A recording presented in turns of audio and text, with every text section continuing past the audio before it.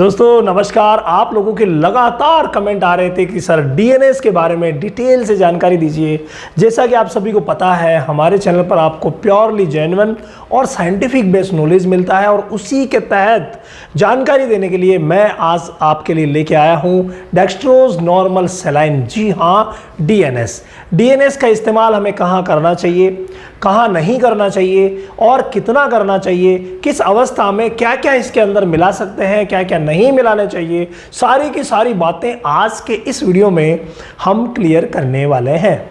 देखिए पैनल पर भी हमने लगाया है सोडियम क्लोराइड, इसके अंदर है डीएनएस यानी डेक्स्ट्रोज नॉर्मल सलाइन, यानी इसके अंदर आपको डेक्स्ट्रोज भी मिलेगा तो इसके अंदर आपको नॉर्मल सलाइन भी मिलेगा। यानी कि अगर हम पॉजिटिव वर्क की देखें तो ये डेक्स्ट्रोज यानी D5, D10, D25, D20 जो काम करते हैं वो भी करेगा और नॉर्मल सलाइन जो काम करता है वो भी करेगा। ये तो है बड़ी बात, लेकिन अंदर की बात क्या है? अंदर की बात जानने से पहले हम सॉल्ट की तरफ थोड़ा सा कंटेंट की तरफ देख लेते हैं। सोडियम क्लोराइड 0.9% है और डेक्स्ट्रोज इसके अंदर है 5%। नाम डीएनएस है। 500 ml का भी मिलता है मार्केट में, 1 लीटर का भी मिलता है, तो भाई 100 ml का भी मिलता है। ये कई पैकिंग में आपको मार्केट में मिल सकता है। अगर प्योरली हम सारे कंटेंट की अगर हम बात करें तो देखिए 100 ml में यानी 100 ml में वो 0.9% क्यों था, यहाँ देखिए 100 ml में डेक्स्ट्रोज तो है 5 ग्राम यानी कि 5% हो गया, D5 के बराबर होगा, इक्वल हो गया ये, तो 5% हो गया। और सोडियम क्लोराइड यानी NS इसमें कितना है 0.9 ग्राम, यानी कि 100 ml में 0.9 ग्राम है, यानी कि 1 ग्राम से थोड़ा सा कम है।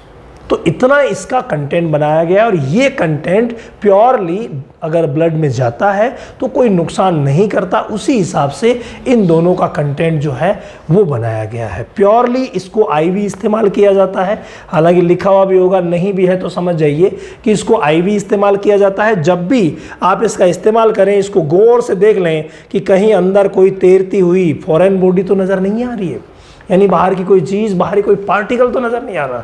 अगर कोई पार्टिकल नज़र आ रहा है इट मीन्स खराब है, उसका इस्तेमाल आप मत करवाइए।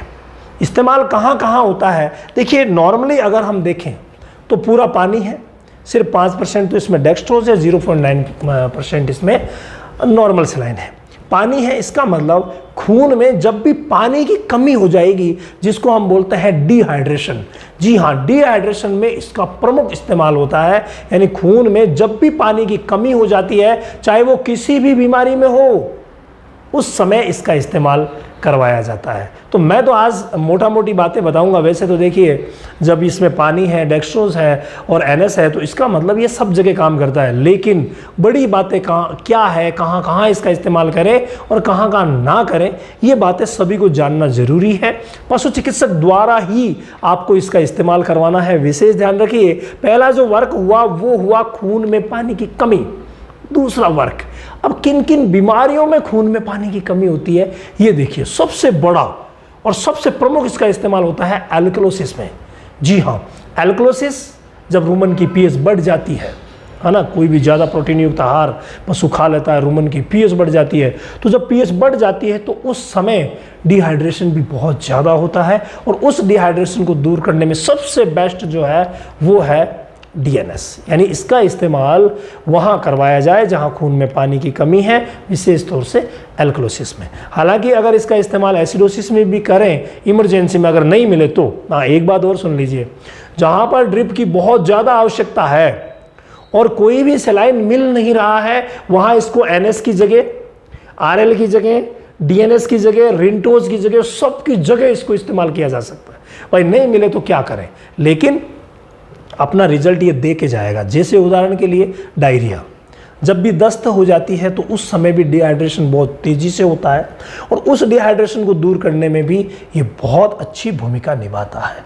यानी एल्कलोसिस में भी इस्तेमाल किया जा सकता है तो डायरिया में भी इस्तेमाल किया जा सकता है। इसके अलावा जिन बीमारियों में भी जहाँ हम बताते हैं RL सुपर है, NS सुपर है, लेकिन अगर कोई नहीं मिल रहा है और वाकई डिहाइड्रेशन है तो इसका इस्तेमाल पशु चिकित्सक करवा सकते हैं।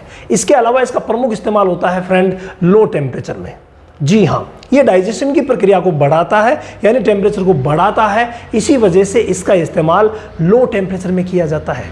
103, 104 से ऊपर कभी भी इसका इस्तेमाल नहीं करवाया जाता। जब 103 डिग्री फ़ारेनहाइट से ऊपर अगर टेम्परेचर होता है तो इसका इस्तेमाल पशु चिकित्सक अपने विवेक से करवा सकते हैं कहीं पर, लेकिन नहीं करवाना चाहिए। क्यों?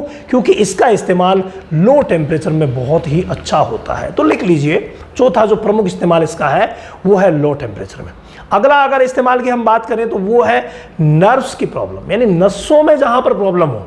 आपको लग रहा है कि यार न्यूरोलॉजिकल डिसऑर्डर की कोई बीमारी है, या आपको लग रहा है कि कोई नसों में परेशानी हुई है, उस समय भाई या तो परेशानी पेट में होगी और या परेशानी नसों में होगी। अकड़ गया है जानवर, लगड़ा के चल रहा है, लहरा के चल रहा है, बार बार गिर रहा है, इसका मतलब कहीं ना कहीं नसों की समस्याएं हैं। तो नसों की समस्याओं में इसका इस्तेमाल करवाया जा सकता है।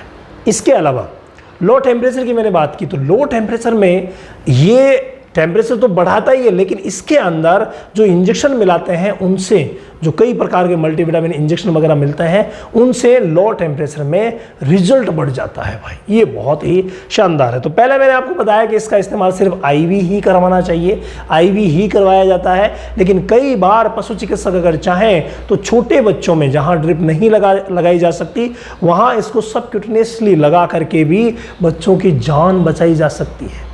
ये सबसे बड़ा है। तो D5NS सबका काम करने वाला ये DNS जो है वो कब्ज में भी बहुत अच्छा काम करता है। अगर इसको आफरे में लगाया जाए तो लगा सकते हैं, क्योंकि डिहाइड्रेशन आफरे में भी होता है, लेकिन कब्ज में इसका इस्तेमाल बहुत ही शानदार होता है और कब्ज में इसकी जो डोज है उसको थोड़ा बढ़ा करके लगाया जाता है। नॉर्मली अगर हम बात करें इसकी डोज की, तो इसकी डोज जो है मैं लिख देता हूँ, इसकी डोज जो है वो नॉर्मली होती है 10 ml 1 kg बॉडी वेट के हिसाब से, यानी कि 10 ml को आप इस्तेमाल कर सकते हैं,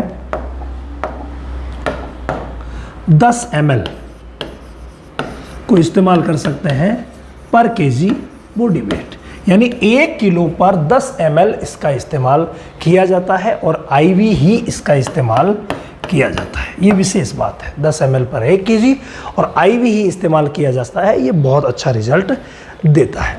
इसके अलावा अगर हम बात रिपीट की करें तो जहाँ पर भयंकर डिहाइड्रेशन है तो वहाँ 8 घंटे से भी रिपीट किया जा सकता है। तो नॉर्मली चलने वाली काम है तो वहाँ पर 24 घंटे से भी रिपीट किया जा सकता है। हर उम्र हर अवस्था में ये सैप है।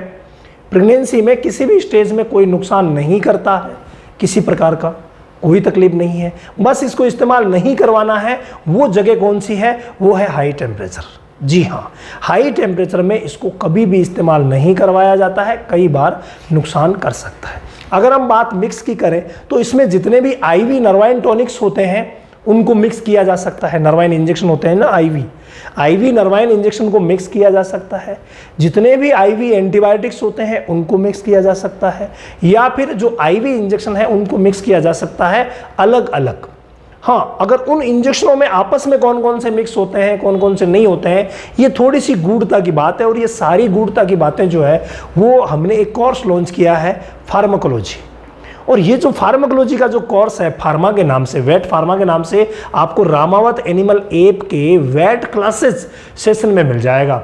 वहाँ जाकर के आप A to Z भी ये जो जितनी भी मेडिसिन यूज होती है उनके बारे में बारीक से बारीक जानकारियाँ प्राप्त कर सकते हैं।